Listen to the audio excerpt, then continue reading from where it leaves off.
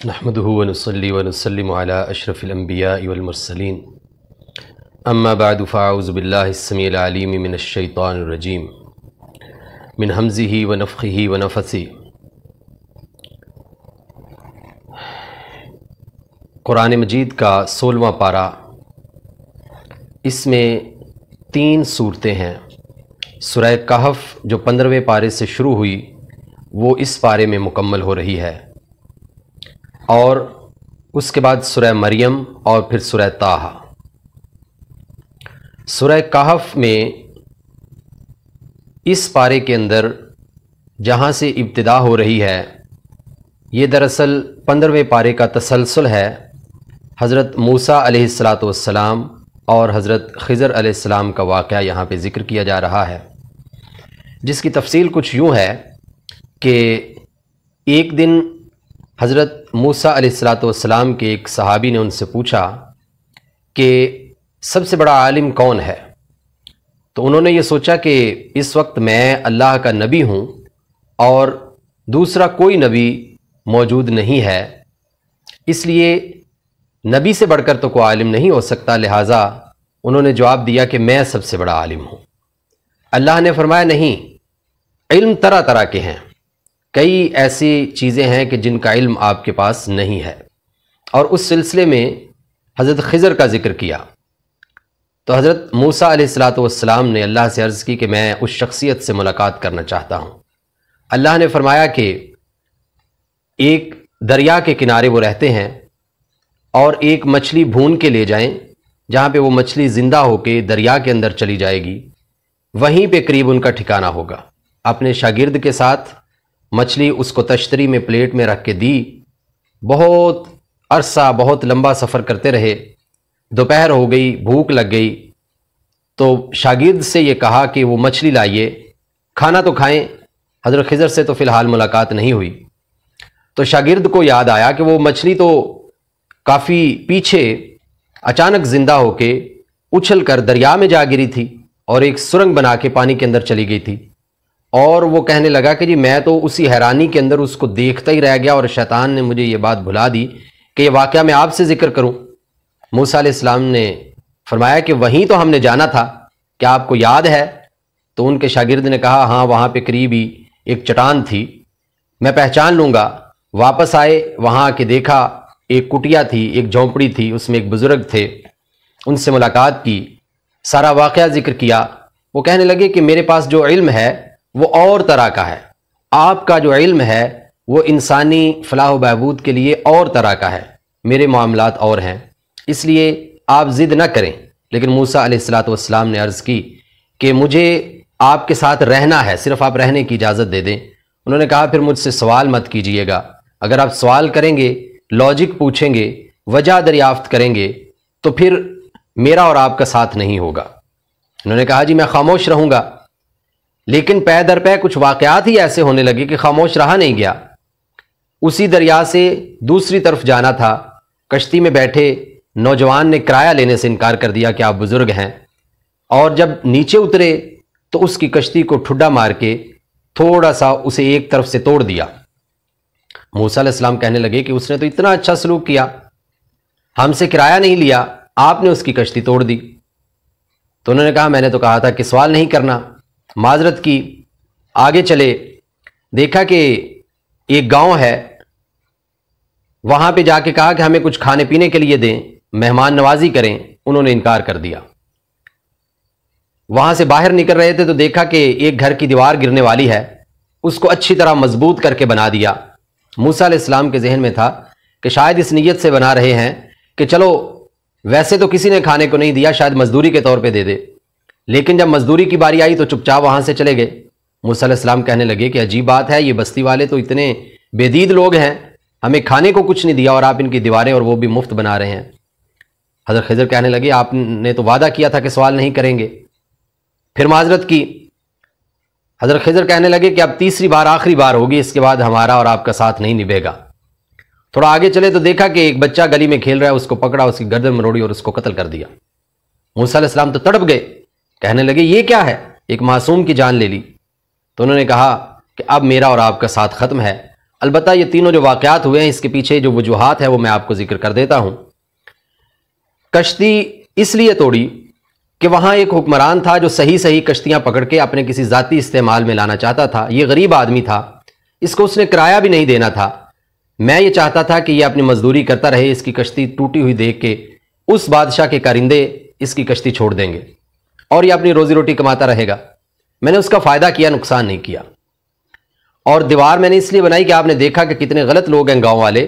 لیکن یہ دیوار ایک ایسے گھر کی ہے کہ جن کے ماں باپ فوت ہو چکے ہیں بچوں کے، وہ نیک لوگ تھے اور ان کے بچے بھی چھوٹے ہیں، ماں باپ گھر کے اندر ایک جگہ خزانہ دفن کر کے گئے کہ بچے بڑے ہو کے استعمال کریں گے۔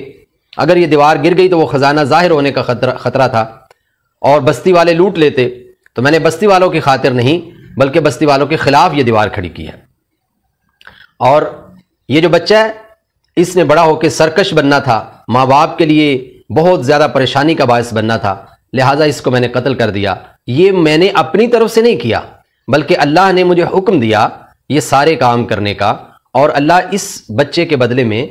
ان والدین کو اور ایک بڑا نیک پرہیزگار متقی بیٹا عطا فرمائیں گے۔ تو یہ اللہ کے راز ہیں، یہ اللہ نے مجھے حکم دیے تو میں نے یہ کام کیے ہیں۔ حضرات گرامی، یہاں پہ ہمیں یہ بات سمجھ لینی چاہیے کہ ولایت شریعت کے تابع ہے۔ ایسا نہیں ہے کہ کوئی شخص شریعت کے قوانین کو توڑے اور بعد میں یہ کہے کہ نہیں میں تو اللہ کا ولی ہوں، مجھ سے کوئی سوال جواب نہیں ہو سکتا۔ ہاں یہ ضرور ہے کہ اس کے حالات، جو اس کے دل کے حالات ہیں، جو اس کے معاملات ہیں، اللہ اس سے بہتر واقف ہیں، لیکن جو اسلام کی بنیادی شرائط ہیں ان پہ پورا اترنا لازم ہے۔ جیسا کہ ہم دیکھتے ہیں کہ بعض ایسے لوگ ہوتے ہیں جو نماز ہی نہیں پڑھتے، نہاتے ہی نہیں ہیں اور کپڑے ہی تبدیل نہیں کرتے، اور وہ کہتے ہیں ہم تو پہنچے ہوئے ہیں، حالانکہ یہ باتیں خلاف شرع ہیں۔ ہمیں یہ حکم ہے کہ ہم شریعت کے دائرے کے اندر رہ کے فیصلہ کریں گے۔ دوسری بات، یہاں پہ ایک حضرت خضر علیہ السلام کے حوالے سے تھوڑا سا اختلاف پایا جاتا ہے دو طرح سے۔ ایک تو یہ کہ وہ نبی تھے یا نبی نہیں تھے، تو قرآن نے ان کے لیے نبی کا لفظ استعمال نہیں کیا، لیکن قرآن کا یہ اسلوب کہ جہاں پہ حضرت خضر یہ کہتے وَمَا فَعَلْتُهُ عَنْ أَمْرِي ذَلِكَ تَأْوِيلُ مَا لَمْ تَسْطِع عَلَيْهِ صَبْرًا، کہ یہ کام میں نے اپنی مرضی سے نہیں کیے ہیں، یعنی کہ یہ اللہ کی مرضی سے کیے ہیں، تو اس کا مطلب ہے کہ ان کے پاس وحی کا سلسلہ تھا، لہٰذا بہت سے لوگوں نے کہا کہ وہ نبی ہیں۔ بہرحال وہ اللہ کے نیک بندے تھے، نبی ہوں یا ولی ہوں، ہمارے لیے وہ قابل تعظیم اور قابل احترام ہیں۔ اور دوسری بات کہ حضرت خضر علیہ السلام کے حوالے سے معاشرے میں ایک الگ سی بات مشہور ہے کہ انہوں نے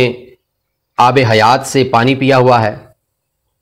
اس چشمے کا پانی پیا ہے کہ جس چشمے کا پانی پینے کے بعد موت نہیں آئے گی، وہ زندہ ہیں، لوگ ان کے نام کی نظر و نیاز دیتے ہیں، نہروں میں جو ہے وہ حلوے کھیرے جو ہے وہ بہاتے ہیں اور کہتے ہیں کہ یہ خواجہ خضر کے نام کی ہیں۔ ایسی بات نہیں ہے، اس کا کہیں کسی طرح کے نہ قرآن میں نہ حدیث میں کہیں ذکر نہیں ہے کہ انہوں نے آب حیات پیا ہے یا وہ ہمیشہ کے لیے زندہ ہیں، ان کو موت نہیں آئے گی۔ موت سے کسی کو مفر نہیں ہے۔ کل من علیہا فان ویبقى وجہ ربک ذو الجلال والاکرام، اللہ فرماتے ہیں کہ اس زمین پہ موجود ہر شخص فانی ہے،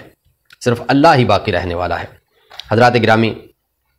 دوسرا واقعہ جو اس بارے میں اسی صورت کے اندر ذکر ہے وہ حضرت ذوالقرنین کا ہے۔ واقعہ اگرچہ مختصر ہے لیکن بڑا سبق آموز ہے، یعنی کہ اللہ نے انہیں پوری دنیا کی حکومت عطا فرمائی۔ اللہ کے نبی تھے، مشرق کی جانب گئے، مغرب کی جانب گئے، شمال کی جانب گئے، اور جب وہاں شمال کی جانب پہنچے تو وہاں کے لوگوں نے کہا کہ ہم آپ کی اطاعت کریں گے لیکن ہمارا مسئلہ حل کریں کہ یہ پہاڑوں کی دوسری طرف ایک قوم ہے یاجوج ماجوج، وہ ہر 2-4 ماہ کے بعد آتے ہیں، ہمیں تباہ و برباد کر کے چلے جاتے ہیں، اس کا کوئی حل کرے۔ حضرت ذوالقرنین نے ایک دیوار بنوا دی، تانبے کی، لوہے کی پگھلا کے ایک دیوار وہاں پہ بنوا دی۔ نبی کریم صلی اللہ علیہ وسلم نے ارشاد فرمایا کہ اب وہ اس دیوار سے آگے نہیں آ سکتے ہیں، اور وہ سارا دن اس کو چاٹتے رہتے ہیں، حتیٰ کہ شام کے وقت وہ کاغذ کے برابر رہ جاتی ہے، اور وہ کہتے ہیں کہ ہم اگلے دن میں یہ کام مکمل کر لیں گے، لیکن اگلے دن وہ پھر اللہ کے حکم سے اتنی ہی موٹی اور مضبوط ہو جاتی ہے۔ ایک دن قیامت کے قریب جب اللہ کی مرضی ہوگی تو اس وقت یہ کہیں گے کہ انشاءاللہ ہم باقی کام کل مکمل کریں گے، تو انشاءاللہ کی برکت سے یہ ہوگا کہ کل وہ دیوار اسی طرح ایک کاغذ کے برابر موجود ہوگی، اور وہ اس دیوار کو ختم کر دیں گے۔ جیسا کہ اللہ رب العزت نے ارشاد فرمایا فَإِذَا جَاءَ وَعْدُ رَبِّي جَعَلَهُ دَكَّا، حضرت ذوالقرنین علیہ السلام نے ان سے کہا کہ جس دم اللہ کا وعدہ آئے گا اس دم یہ دیوار زمین کے برابر ہو جائے گی۔ وَكَانَ وَعْدُ رَبِّي حَقًّا، میرے رب کا وعدہ سچ ہے۔ اور یاجوج ماجوج کے بہت سے دیگر واقعات احادیث کے اندر بھی موجود ہیں کہ یہ قیامت کے قریب آئیں گے اور پوری دنیا میں تباہی مچائیں گے، اور لوگ ان سے جو ہیں وہ مقابلہ کرنے کی سکت نہیں رکھیں گے، اور سب کچھ یہ تباہ و برباد کر دیں گے، درخت تک کھا جائیں گے، سمندروں کا پانی پی جائیں گے۔ بالآخر اللہ رب العزت ان کے اوپر آسمان سے سمندر کی جانب سے کچھ جانور بھیجیں گے، پرندے بھیجیں گے، جو ان کو ایک بیماری کی وجہ سے یہ مر چکے ہوں گے، تو وہ پرندے ان کو اٹھا کے لے جائیں گے، اور پھر ساری زمین پہ بارش ہوگی اور پھر دوبارہ سے صفائی ہو جائے گی۔ اس صورت میں ایک اور بات جو ہے وہ نبی کریم صلی اللہ علیہ وسلم کی زبانی کہلائی گئی۔ فرمایا قل انما انا بشر مثلکم، کہہ دیجئے کہ میں بھی انسان ہوں، میں بھی بشر ہوں۔ یعنی کہ یہ تمام امتوں میں یہ مسئلہ رہا ہے کہ عقیدت کی بنیاد پہ عقیدے کو خراب کیا جاتا ہے۔ وقت کے ساتھ ساتھ عقیدت انسان کی آنکھوں کو اتنا اندھا کر دیتی ہے، اس طرح کی پٹی چڑھا دیتی ہے کہ بہت سے معاملات میں وہ عقیدے کو خراب کر لیتا ہے۔ اور یہاں بھی یہی معاملہ اللہ رب العزت نے حفظ ما تقدم کے طور پہ پہلے یہ کہہ دیا کہ کہیں آپ ان چکروں میں نہ پڑ جانا، اللہ کا شریک نہ بنا لینا، جیسا کہ نبی کریم صلی اللہ علیہ وسلم نے بھی ارشاد فرمایا تھا لا تطرونی کما اطرت النصارى عیسی ابن مریم، کہ مجھے اس طرح بڑھا چڑھا کر پیش نہ کرنا جس طرح کہ حضرت عیسیٰ علیہ السلام کو ان کی قوم نے بڑھا کے پیش کر دیا تھا۔ فرمایا کہ میری طرف وحی نازل ہوتی ہے، میں بھی تم انسانوں میں سے ایک انسان ہوں۔ ہاں اللہ نے آپ کو رحمت للعالمین بنایا، بشیر و نذیر بنایا، اللہ نے آپ کو اپنا محبوب بنایا، سب انسانیت سے بڑھ کر بنایا، سارے انسانوں کا سردار بنایا، لیکن آپ انسان ہیں، یہ فخر انسانیت ہے۔ حضرات گرامی، دوسری صورت سورہ مریم ہے، اس میں 4 اہم باتیں ذکر کی گئی ہیں۔ سب سے پہلی بات تو یہ ہے کہ یہ سورہ مبارکہ 5 نبوی میں نازل ہوئی، کہ جب نبی کریم صلی اللہ علیہ وسلم نے صحابہ کو یہ اجازت دی کہ آپ حبشہ کی طرف ہجرت کر جائیں، تو اس سے چند دن قبل یہ صورت نازل ہوئی۔ اور حضرت جعفر طیار رضی اللہ تعالیٰ عنہ جب وہ نجاشی کے دربار میں پیش ہوئے تھے تو انہوں نے دوسرے دن اسی صورت کی کچھ آیات کی تلاوت کی تھی۔ پہلے دن ابتدائی آیات کی تلاوت کی تھی اور پھر اگلی آیات کی تلاوت دوسرے دن کی۔ پہلے دن یعنی واقعہ یہ ہوا کہ جب مسلمان چلے گئے، پہلے 11 مرد اور 4 خواتین گئیں، اور پھر آہستہ آہستہ جاتے رہے تو کل ملا کے 82 مرد اور 18 خواتین حبشہ میں پہنچ گئے۔ یہ عیسائی ملک تھا، مکہ والوں کو یہ بات برداشت نہ ہوئی تو انہوں نے ایک وفد بھیجا جو درباریوں سے جا کے ملا، تحائف دیے، رشوتیں دی کہ کل ہم بادشاہ کے سامنے اپنا مسئلہ پیش کرنا چاہتے ہیں تو آپ ہمارا ساتھ دیں گے۔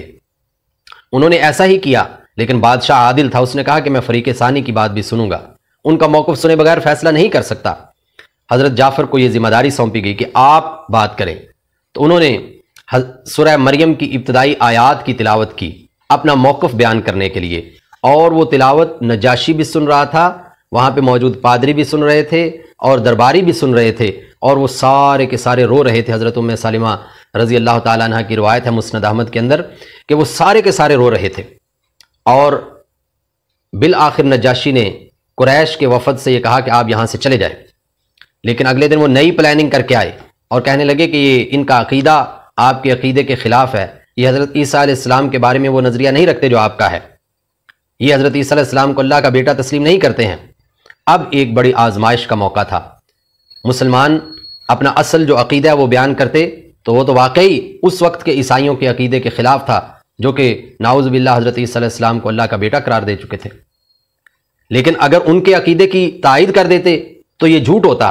نہ تو وہ جھوٹ بول سکتے تھے اور نہ اپنے عقیدے کا اظہار کر سکتے تھے، درمیان میں پھنس کے رہ گئے۔ بالآخر انہوں نے یہ فیصلہ کیا کہ جو ہونا ہے وہ تو ہو کر رہے گا۔ اللہ پہ توکل کرتے ہوئے حضرت جعفر طیار نے سورہ مریم کی اگلی آیات کی تلاوت شروع کی، جس میں یہ بات ذکر کی گئی تھی کہ حضرت عیسیٰ علیہ السلام اللہ کے بندے ہیں، وہ اللہ کے بیٹے نہیں ہیں، اور اللہ نے کوئی بیٹا نہیں بنایا ہے۔ اور فرمایا کہ قالوا اتخذ الرحمن ولدا، کہ یہ لوگ یہ کہتے ہیں کہ اللہ نے بیٹا بنا لیا ہے، لقد جئتم شیئا ادا، تم بہت ہی خوفناک بات کر رہے ہو۔ اتنی خوفناک بات ہے کہ اگر یہ پہاڑ جو ہیں وہ بھی اس سے ریزہ ریزہ ہو جائیں، زمین و آسمان اس سے دہل کر رہ جائیں، اتنی خوفناک بات کر رہے ہو۔ یہ واضح طور پہ یہ کہہ دیا تو دربار کے اندر ایک شور بپا ہوا، پادری اور درباری جو ہیں وہ شور کرنے لگے کہ یہ کیا بات کی جا رہی ہے۔ لیکن نجاشی نے اپنے پاس پڑا ہوا ایک تنکا اٹھایا اور کہا کہ یہ جو جعفر طیار رضی اللہ تعالیٰ عنہ جو بات ذکر کر رہے ہیں، اللہ کی قسم ہے کہ حضرت عیسیٰ علیہ السلام اس بات سے، اس تنکے سے بھی زیادہ نہیں ہے،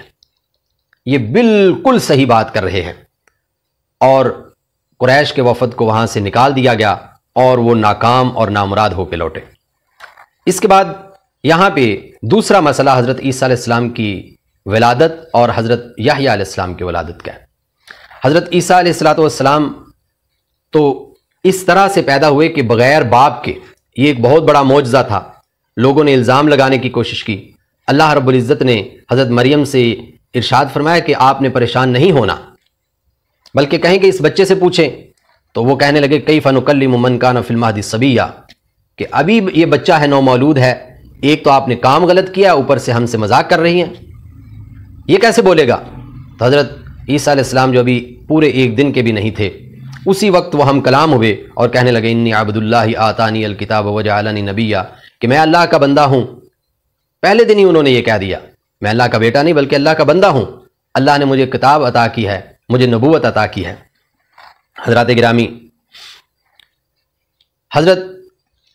زکریا علیہ السلام جو کہ جن کے ذمہ حضرت مریم کی کفالت تھی، ایک دن انہوں نے دیکھا کہ میں تو باہر سے دروازہ بند کر کے گیا تھا، لیکن حضرت مریم کے پاس اندر بہت سے ایسے پھل موجود ہیں کہ جو بے موسم پھل ہیں، کوئی لانے کا ذریعہ بھی نہیں ہے، اور وہ پھل اس موسم میں ہوتے بھی نہیں ہیں۔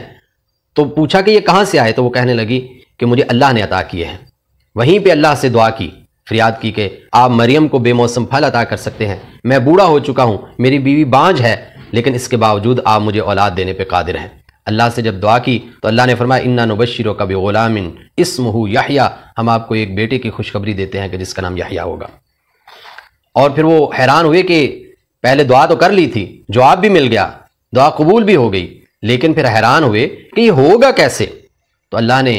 فرمایا کہ یہ میری قدرت کاملہ کے سامنے کچھ بھی نہیں ہے، ہوا علی ہین، یہ میرے لیے بہت آسان ہے، اللہ سب کچھ کر سکتے ہیں۔ حضرات گرامی، سورہ مریم کی آیت نمبر 35 میں اللہ رب العزت فرماتے ہیں ما کان للہ ان یتخذ ولدا، کہ اللہ ایسے نہیں ہے کہ اللہ کی اولاد ہو، اللہ کی کوئی اولاد نہیں ہے۔ اس لیے وہ لوگ کہ جنہوں نے عزیر علیہ السلام کو اللہ کا بیٹا قرار دے لیا، وہ لوگ جنہوں نے حضرت عیسیٰ علیہ السلام کو اللہ کا بیٹا قرار دے لیا، وہ دونوں ہی غلط راستے پہ نکل گئے۔ تیسرا مسئلہ یہاں پہ حضرت ابراہیم علیہ السلام کی ہجرت ہے۔ کفار مکہ کو یہ بات سمجھائی جا رہی ہے کہ آج مسلمان ہجرت کرنے پہ مجبور ہو رہے ہیں، تو دیکھیے پیچھے صدیوں پہلے آپ کے آباء و اجداد میں حضرت ابراہیم علیہ السلام نے ہجرت کی تھی، تو یہ مسلمان حضرت ابراہیم کی سنت تازہ کر رہے ہیں، اور تم ان کو مجبور کر رہے ہو یہاں سے نکلنے پہ، تم نمرود اور آزر کی سنت زندہ کر رہے ہو۔ اس لیے اپنے آپ کی اصلاح کرو، اور ان کو تنبیہ فرمائی کہ یہ تم کس ڈگر پہ چل نکلے ہو کہ تم مسلمانوں کو مجبور کر رہے ہو۔ حضرات گرامی، حضرت ابراہیم علیہ السلام جب اپنے والد کو، اپنی قوم کو، اپنے قبیلے کو اور اپنے بادشاہ کو نصیحتیں کر رہے تھے، ان کو سمجھا رہے تھے کہ آپ غلط راستے پہ ہیں، تو وہ کیا کہہ رہے تھے؟ والد باقیوں کی تو چھوڑیں، والد ہی یہ کہہ رہا تھا لَئِن لَّمْ تَنْتَهِ لَأَرْجُمَنَّكَ وَاهْجُرْنِي مَلِيًّا، کہ اگر آپ باز نہ آئے تو میں آپ کو پتھر ماروں گا، اور ابھی تو آپ صحیح سالم ہیں، اس لیے آپ کے لیے بہتر یہ ہے کہ یہاں سے نکل جائیں۔ اور حضرت ابراہیم علیہ السلام جو ہیں وہ کیا کہہ رہے تھے؟ قال السلام علیکہ، آپ پہ سلامتی ہو، اور ایک جگہ پہ یا ابت یا ابت، یا میرے پیارے ابا جان کہہ کے بلا رہے ہیں، اور کہہ رہے ہیں کہ میں اپنے رب سے آپ کے لیے مغفرت کی دعائیں کرتا رہوں گا، بخشش کی دعائیں کرتا رہوں گا۔ اس صورت کے اختتام پہ جہنمیوں کا بھی ذکر ہے، ان کے اوصاف بیان کیے گئے کہ وہ کون سی ایسی غلطیاں ہیں کہ جن کی بنیاد پہ وہ جہنم میں گئے، وہ نمازیں نہیں پڑھتے تھے، یہ بنیادی بات ہے ان کی، اور اس طرح اور بھی غلطیاں ذکر کی گئی۔ اس پارے کی آخری صورت سورہ طٰہٰ ہے۔ اس کی ابتدا میں اللہ رب العزت نے نزول قرآن کا مقصد بیان کیا، فرمایا الا تذکرۃ لمن یخشی، کہ یہ قرآن ہم نے آپ پہ بوجھ کے طور پہ نازل نہیں کیا، بلکہ یہ نصیحت ہے اس شخص کے لیے جو اللہ کا ڈر جس کے دل کے اندر ہے۔ اور پھر حضرت موسیٰ علیہ السلام کا واقعہ بڑی تفصیل سے، موسیٰ علیہ السلام کی پیدائش،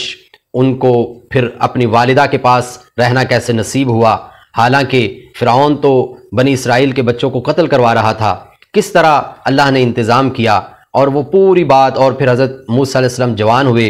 اور دربار جو فرعون کے گھر کے اندر پرورش ہوتی رہی، بیٹا بنایا ہوا تھا، اس نے بڑا پیار کرتا تھا، لیکن پھر ایک دن واقعہ ہوا کہ ایک قبطی کو انہوں نے سرزنش کے طور پہ ایک مکہ مارا جس سے وہ مر گیا،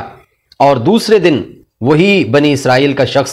جو پہلے دن اس قبطی سے جھگڑ رہا تھا، اگلے دن کسی اور شخص سے جھگڑ رہا تھا، اس نے پھر حضرت موسیٰ علیہ السلام کو مدد کے لیے پکارا۔ تو اس وقت موسیٰ علیہ السلام نے کہا کہ تو لڑاکا ہے، کل تو اس سے لڑ رہا تھا، آج تو اس سے لڑ رہا ہے، اور اس اسرائیلی کو یہ لگا کہ آج وہی مکہ مجھے پڑنے والا ہے، لہذا وہ شور مچانا شروع ہو گیا اور وہ واقعہ ظاہر ہو گیا۔ اللہ کی مرضی سے حضرت موسیٰ علیہ السلام وہاں سے ہجرت کر کے مدین چلے گئے، وہاں پہ 10 سال رہے، وہاں پہ شادی ہوئی، واپس آ رہے تھے، اللہ نے نبوت عطا کر دی، اور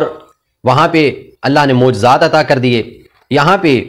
یہ پورا جو واقعہ ہے اس میں بہت سی عبرتیں اور نصیحتیں ہیں۔ سب سے پہلی تو یہ ہے کہ جب نبوت عطا ہوئی تو حضرت موسیٰ علیہ السلام نے 2 دعائیں کی۔ پہلی دعا تو یہ کی رب اشرح لی صدری ویسر لی امری واحلل عقدۃ من لسانی یفقہوا قولی، کہ اللہ میرا سینہ کھول دے، میرے معاملات میں آسانی کر دے، میری زبان کی گرہ کھول دے، اور کیونکہ ان کی زبان میں لکنت تھی۔ اور دوسری دعا کی وجعل لی وزیرا من اہلی ہارون اخی اشدد بہ ازری واشرکہ فی امری، کہ میرے ساتھ ایک میرا وزیر، میرا معاون، میرا مددگار بنائیے، میرے گھر میں سے میرا بھائی ہارون، اس کو میرا مددگار بنا دیجئے تاکہ ہم دونوں مل کے یہ کام کریں۔ اور کہا کہ ہوا افصح منی لسانا، وہ مجھ سے زیادہ صاف گوئی سے، وہ مجھ سے زیادہ اس کی زبان صاف ہے، وہ زیادہ فصیح اللسان ہے، وہ زیادہ اچھی گفتگو کرنا جانتا ہے، لہذا اس کو بھی ساتھ بھیجیے۔ اور بھیجا کہاں پہ جا رہا ہے؟ فرعون کے دربار میں ڈائریکٹ، جس سے بھاگ کے یہ گئے ہوئے ہیں۔ کہنے لگے کہ وہ تو بڑا سرکش ہے، مجھے تو ڈر لگ رہا ہے۔ فرمایا ڈرنے کی کوئی بات نہیں ہے، یہ معجزات ہم دے رہے ہیں۔ یہ آپ کے ہاتھ میں کیا ہے؟ لاٹھی، اس لاٹھی کو پھینکیے، وہ ایک بہت بڑا اژدہا بن گئی۔ فرمایا کہ ڈریے نہیں، اس کو دوبارہ سے پکڑیے، یہ لاٹھی بن جائے گی۔ اور اپنا ہاتھ اپنی بغل میں دیجئے، باہر نکالا تو وہ روشن تھا۔ فرمایا کہ یہ معجزات وہاں پہ آپ لے کے جائیں گے، لیکن صرف معجزات کافی نہیں ہیں، بلکہ دلائل کے ساتھ ساتھ آپ کے پاس بات کرنے کا طریقہ بھی ہونا چاہیے، حسن ادا بھی ہونی چاہیے۔ فرمایا فقولا لہ قولا لینا، آپ جا تو رہے ہیں لیکن فرعون سے بڑی نرمی سے بات کرنا۔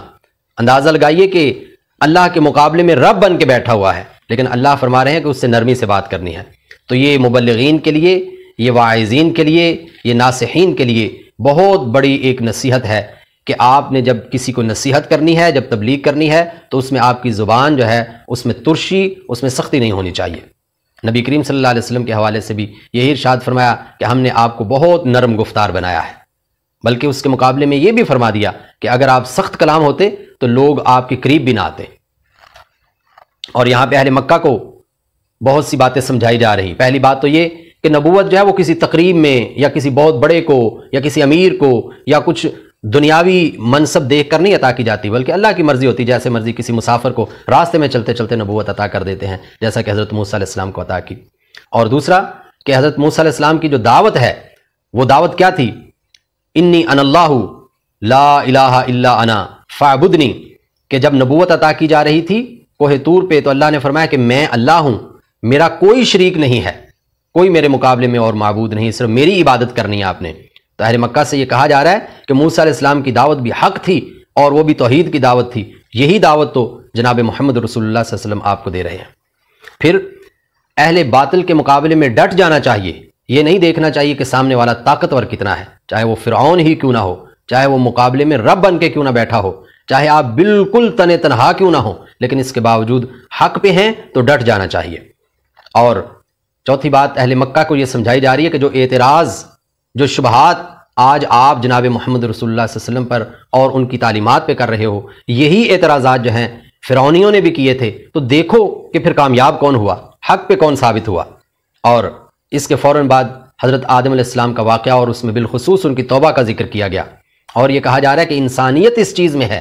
کہ ہم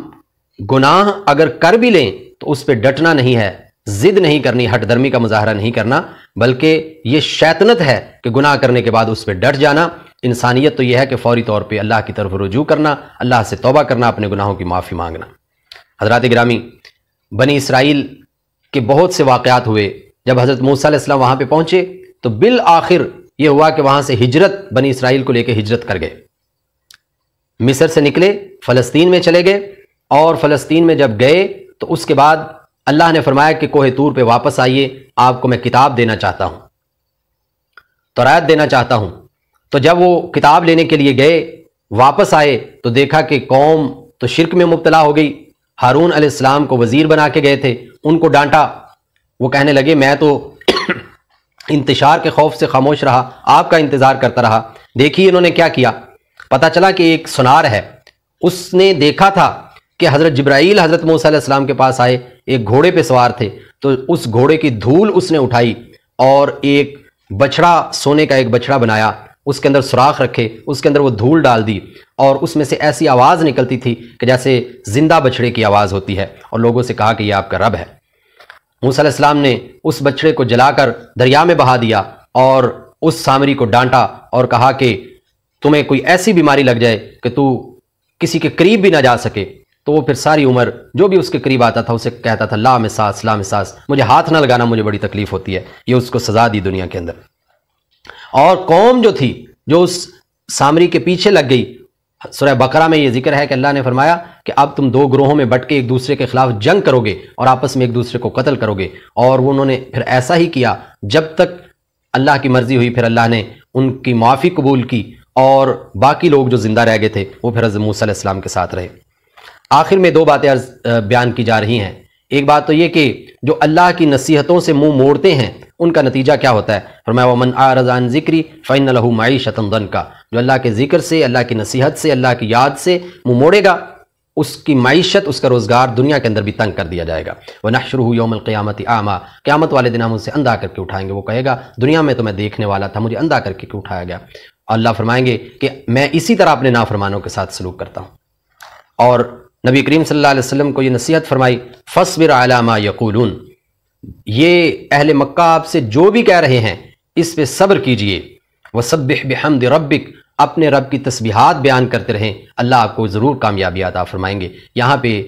اس پارے کا خلاصہ مکمل ہوتا ہے۔ اللہ تعالیٰ سے دعا ہے کہ اللہ تعالیٰ ہمیں قرآن سے محبت عطا فرمائے، قرآن کے تمام حقوق ادا کرنے کی توفیق عطا فرمائے۔ وما علینا الا البلاغ المبین۔